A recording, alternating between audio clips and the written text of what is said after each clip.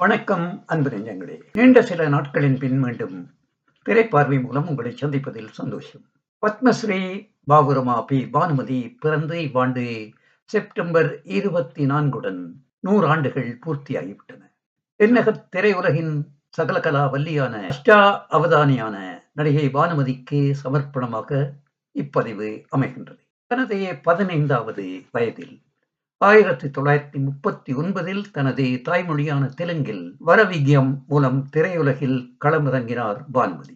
சொந்த குரலில் பாடி நடிக்கக்கூடிய நடிகர்களுக்கே வாய்ப்பு கிடைத்த அக்காலகட்டத்தில் அழகும் இளமையும் நடிப்பு திறனும் இனிமையாக பாடும் ஆற்றலும் அமையப் பெற்ற பானுமதியை டாலிவுட் திரையுலகம் செங்கம்பளம் விரித்து வரவேற்றது என்று கூறலாம். 1943 அவர் நடித்த கிருஷ்ண பிரேமா தெலுங்கு படம் அவர் வாழ்க்கை பாதையில் ஒரு திருப்பு முனையாக அமைந்தது. அதில் உதவி டைரக்டராக பணியாற்றிய PS ராமகிருஷ்ண ராவை தனது வீட்டாரின் எதிர்ப்பையும் மீறி தனது வாழ்க்கை துணையாக அவர் வரித்துக் கொண்டு விட்டார். 1945 சித்தூர் வி நாகையாவுடன் படத்தின் இசையமைப்பாளரும் அவர்தான். அவர் நடித்து வெளியான சுவர்க்க சீமா அவரை புகழின் உச்சிக்கு ஏற்றிவிட்டது. பிரபல ஆங்கில நடிகை ரீட்டா ஹேவர்த் பாடிய பாடலின் மெட்டில் புறாவை பறக்கவிட்டு சுவர்க்க சீமாவில் அவர் பாடிய பாடல் ஆந்திர உலக ரசிகர்களின் கனவு கன்னியாக அவரை மாற்றிவிட்டது. அவர் திரையுலகில் நுழைந்த 1939 தமிழில் மாடர்ன் தியேட்டர்ஸ் தயாரிப்பில் GM பஷீர், MR ராதா நடிப்பில் சந்தனத்தேவன் என ஒரு படம் வெளிவந்தது. அதில் பி பானுமதி எனும் புதுமுக நடிகை ஒருவர் நடித்திருந்தார். விஷயம் தெரியாதவர்கள் அவரை இவரென மயங்கி பதியவும் செய்து விடுகின்றார்கள். திரையுலகில் நுழைந்த 10 ஆண்டுகளின் பின்னர் தான் தமிழகம் பானுமதியை கண்டுகொண்டது. திரை மீண்ட ஏழிசை வல்லவர் MK தியாகராஜ பாகவதரின் சொந்த தயாரிப்பான ராஜமுக்தி தான் தமிழில் அவருக்கு நுழைவு சீட்டானது. அதில் அவர் நாயகி அல்ல, வில்லனாக நடித்தவர் MG ராமச்சந்திரன். படத்தில் நாயகியோ MGRின் பின்னாளைய இல்லத்தரசி VN ஜானகி. இத்தனை பேரிருந்தும் தியாகராஜ பாகவதருக்கு முக்தி கிடைக்கவில்லை. படம் படுத்து விட்டது.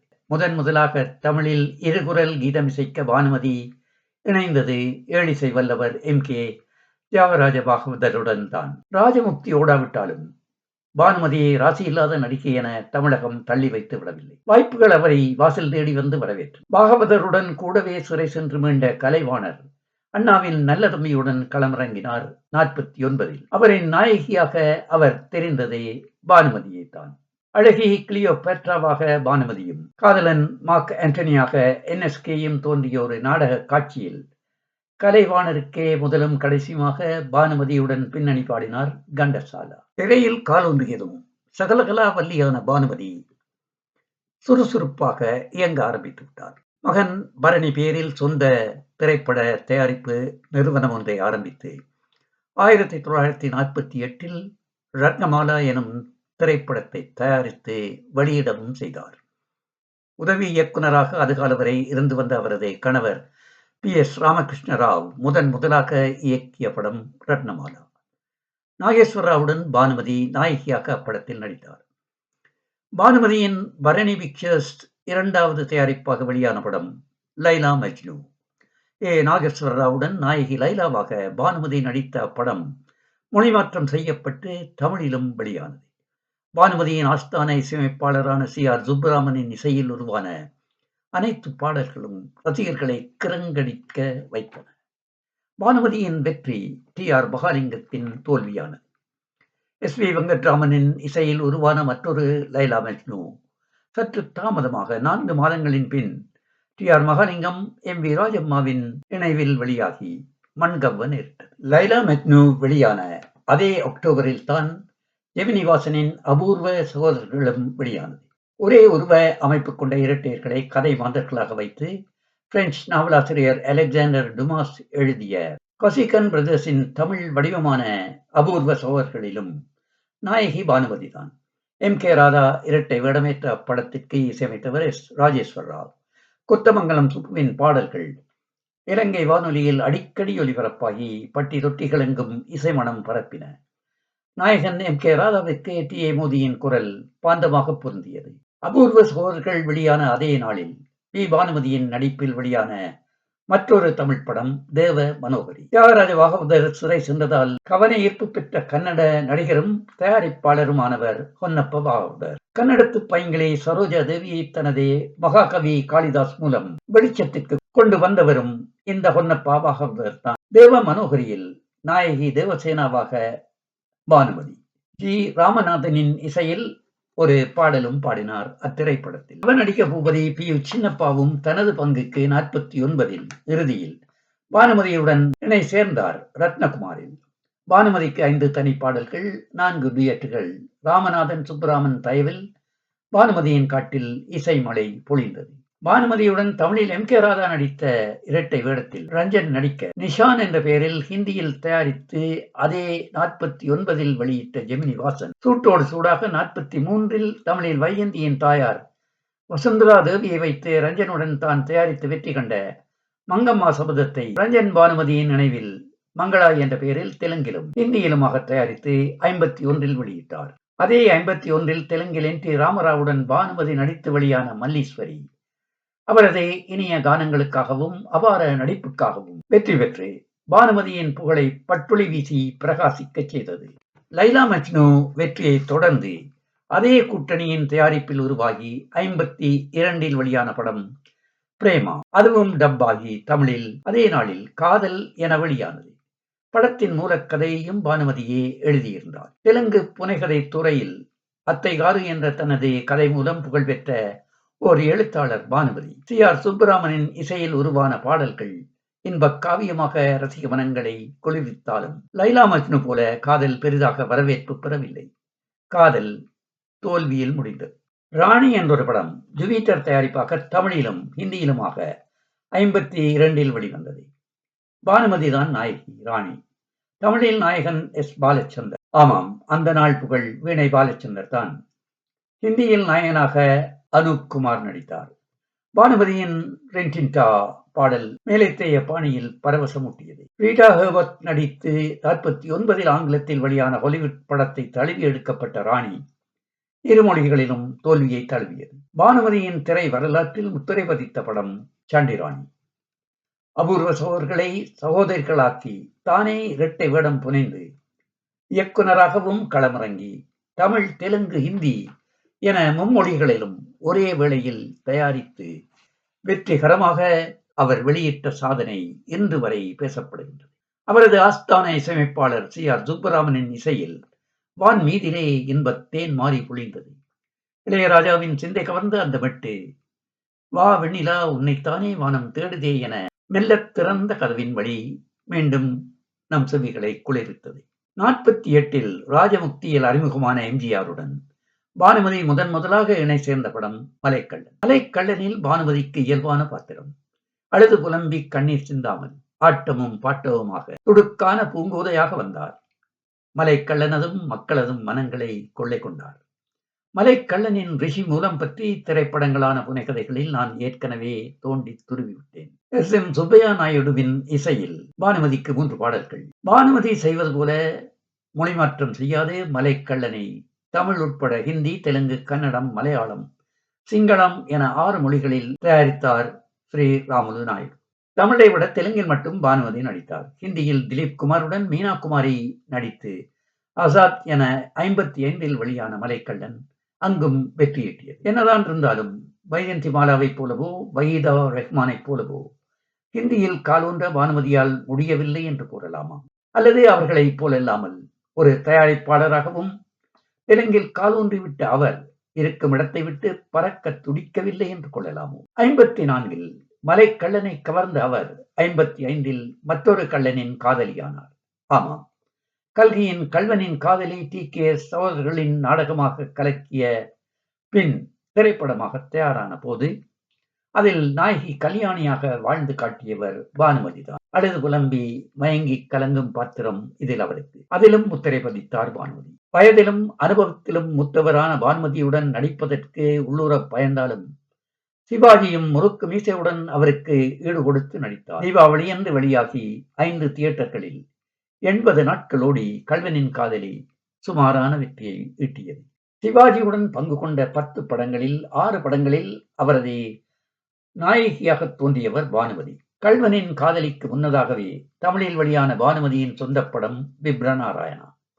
ஏ. நாகேஸ்வரராவுடன் அவர் நடித்து தமது பரணி ஸ்டுடியோ சார்பாக 54 தெலுங்கில் திரையிடப்பட்ட படமான விப்ரநாராயணா மொழிமாற்றம் பெற்று 55 தமிழில் வெளியானது. எஸ். ராஜேஸ்வர ராவின் இசையில் எம். ராஜாவின் நினைவில் மலரின் மதுவெல்லாம் இன்னிசை ராகம் இசைத்தது. தமிழில் 54 வெளியான சிறந்த திரைப்படமாக மலைக்கள்ளன் தெரிவாகி தேசிய விருது பெற்ற அதே ஆண்டின் சிறந்த தெலுங்கு படமாக விப்ரநாராயணா தேசிய விருது வென்றமை பானுமதிக்கு பெருமை அளிக்கும் விடயம்தான். தமிழ் திரை வரலாற்றிலும் சரி, எம்ஜிஆர் பானுமதியின் திரை பாதையிலும் சரி, 56ஆம் ஆண்டு பொன் எழுத்துக்களால் பொறிக்கப்பட வேண்டிய ஓர் ஆண்டு. அவ்வாண்டில் சிவாஜி, எம்ஜிஆர், ஜெமினி எனும் முப்பெரும் தமிழ் திரை நாயகர்களுடன் பானுமதி இணை சேர்ந்து நடித்தார். அவ்வாண்டில் எம்.ஜி. ராமச்சந்திரன் 3 படங்களில் தான் நடித்தார்.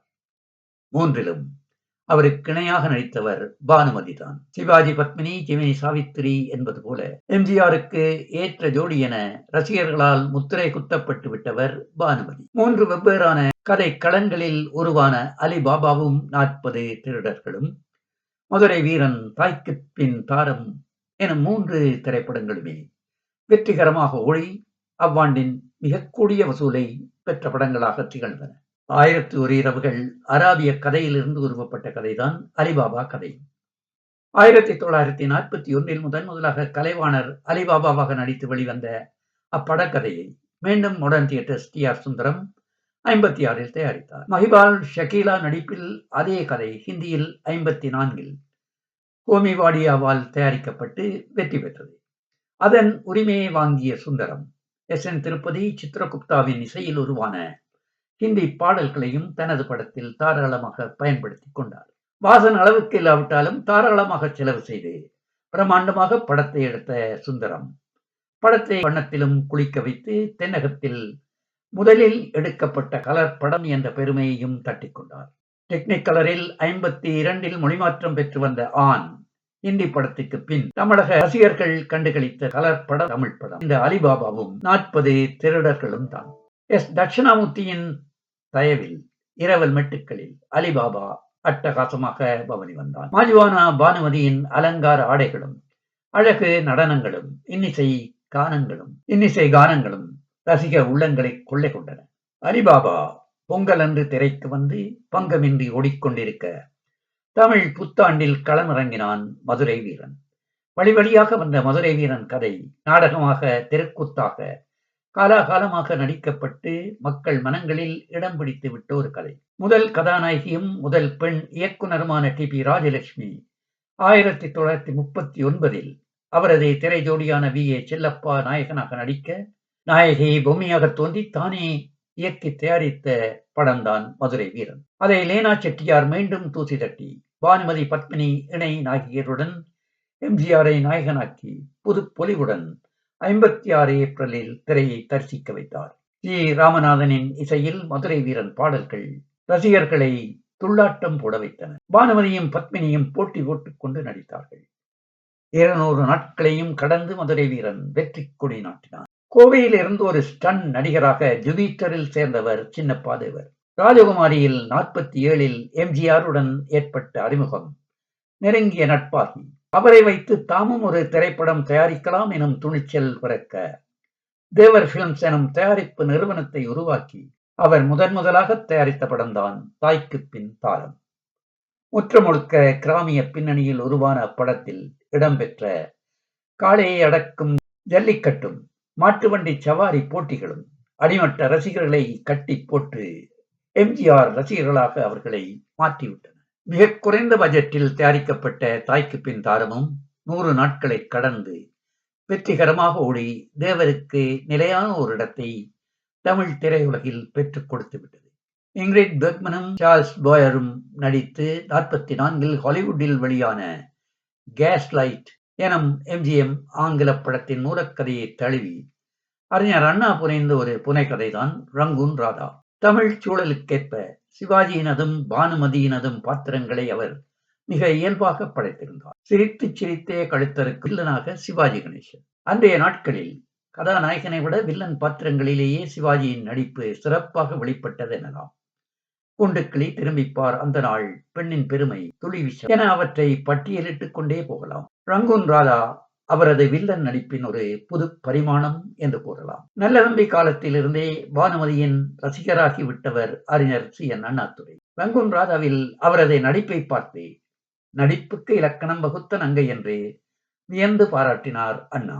பானுமதியும் சிவாஜியும் மீண்டும் போட்டி போட்டுக் கொண்டு நடித்தார்கள் ரங்கூன் ராதாவில். பாரதியினதும் பாரதிதாசனதும் பாடல்கள் அவர்களது ஆஸ்தான இசையமைப்பாளர் டி.ஆர். பாப்பாவின் இசையில் சோடை போகாது சுகராகம் இசைத்தன. எது எப்படி இருப்பினும் படம் ஏனோ அவ்வளவாக ஓடவில்லை. நாயக வழிபாட்டில் மூழ்கி போயிருந்த ரசிகர்களுக்கு நடிகனை பாத்திரமாக பார்க்கும் பக்குவம் ஏற்படவில்லை என்றுதான் கூற வேண்டும். மதுரை வீரன் வெளியான அதே புத்தாண்டு திருநாளில் வெளியான படம் சதாரம். மதுரை வீரனைப் போலவே தெருக்கூத்தாகவும் நாட்டுக்கூத்தாகவும் டிராமாவாகவும் மேடைகளில் நடிக்கப்பட்டு 1935 தமிழ் முன்னோடி இயக்குனர் கே. சுப்பிரமணியத்தினால் நவீன சதாரமாக திரையில் பிரவேசித்த சங்கரதாஸ் சுவாமிகளின் நாடக கதைதான் சதாரம். சதாரமாக பானுமதியும் அவரது காதலனாக ஜெமினியும் பானுமதியை கடத்தி சென்று சிறை வைக்கும் திருடனாக நடிப்பிசை புலவர் கே.ஆர். ராமசாமியும் நடித்த படம். நாடக மேடைகளில் நல்ல பெயரெடுத்த கே.ஆர். ராமசாமிக்கு 50களின் பின் சினிமாவில் பெரிய வாய்ப்புகள் அவ்வளவாக கிடைக்கவில்லை. சிவாஜியின் திரை பிரவேசத்தால் கே.ஆர். ராமசாமியின் திரை வாழ்வில் திரை விழுந்து விட்டது. மனோகராவிலும் தூக்கு தூக்கியிலும் கதாநாயக வேடங்களை கோட்டை விட்டவர். இரண்டாவது நாயகனாகவே வந்து டப்பாங்குத்தாடிய சதாரமும் எடுபடவில்லை. அதனாலேயோ என்னவோ பானுமதிக்கும் ஜெமினியோடான சங்காத்தம் எதுவும் பட்டத்து ராணி காலம் வரை இருக்கவில்லை. ரம்பையின் காதல் என்றொரு நகைச்சுவை திரைப்படம். நகைச்சுவை நடிகர் தங்கவேலுவை கதாநாயகனாக வைத்து 56 வெளிவந்தது. நகைச்சுவை கதை என்றால் பானுமதிக்கு கொஞ்சம் பிடிக்கும் போலும். அதனாலோ என்னவோ அவரும் அதில் நாயகியாக நடிக்க ஒப்புக்கொண்டு விட்டார். இதுவும் கூட கே.எல்.வி. வசந்தா, கே. சாரங்கபாணியின் நடிப்பில் 1939 வெளிவந்து சக்கை போடு போட்டு ஒரு படம்தான். 2008 நகைச்சுவை நடிகர் வடிவேலுவின் நடிப்பில் வெளியான இந்திரலோகத்தில் நான் அழகப்பனின் மூலக்கருவும் கூட இதில் பிறந்ததுதான். தெலுங்கிலும் தமிழிலும் சமகால தயாரிப்பாக தயாரிக்கப்பட்ட தெனாலி ராமனின் கதை. தெனாலி ராமகிருஷ்ணா என தெலுங்கில் ஜனவரி 56 வெளியாக, தெனாலி ராமன் என்ற பெயரில் தமிழில் மொழி மாற்றம் பெற்று அதே ஆண்டில் வெளியானது. தெனாலி ராமனாக தெலுங்கில் பி. நாகேஸ்வர ராவ் ஏற்ற வேடத்தை தமிழில் சிவாஜி கணேசன் ஏற்றார். கிருஷ்ண தேவராயராக என்.டி. ராமராவும் அவரை மயக்கும் நடன பெண்ணாக பானுமதியும் இரு படங்களிலும் நடித்தனர். சிவாஜியின் காதலியாக பானுமதி இப்படத்தில் தோன்றவில்லை. சிவாஜியின் மனைவியாக ஜமுனா நடித்தார். மெல்லிசை மன்னர்களின் இசையில் பாடல்கள் பெரும்பாலும் கர்நாடக இசை தழுவியதாக நடைபெற்றன. சிவாஜி நடித்த போதிலும் நம்பியார் தவிர்ந்த ஏனையோர் பெரும்பாலும் தெலுங்கு நடிகர்களாக இருந்தமையாலோ என்னவோ ஒரு மொழிமாற்ற படத்தை பார்ப்பது போன்ற உணர்வு ஏற்படுவதை தவிர்க்க முடியவில்லை. தமிழின் படத்தின் வசனங்களை எழுதியவர் கண்ணதாசன். தெனாலி ராமனும் கூட ஜோக்கர் ராமுடுவின் நடிப்பில் 1938 வெளியான ஒரு திரைப்படம். சரி நேயர்களே, 57க்கு பின்னரான பானுமதியின் திரை வரலாற்றை அடுத்த பதிவில் பார்ப்போம். மீண்டும் சந்திக்கும் வரை அன்பு வணக்கம் கூறி விடைபெறுவது என்று உங்கள் அன்பின் ஜி.பி. வேதா.